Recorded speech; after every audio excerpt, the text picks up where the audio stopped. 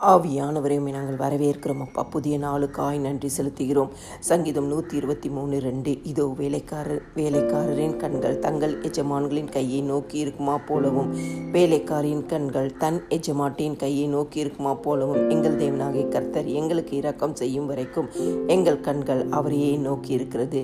கிறிஸ்துக்குள் பிரியமானவர்களே, நம்முடைய ஜெபங்களுக்கும் விண்ணப்பங்களுக்கும் வேண்டுதலுக்கும் நமக்கு பதில் வரும் வரைக்கும் ஆண்டவருடைய சமூகத்தை நோக்கி, ஆண்டவரே எங்களுக்கு இரக்கம் செய்யும் என்று சொல்லி நாம் ஜெபிக்கும் பொழுது ஆண்டவர் நிச்சயமாகவே இரக்கம் செய்து நம்முடைய ஜெபங்களுக்கு பதில்களை நமக்கு நிச்சயமாகவே தருவார்.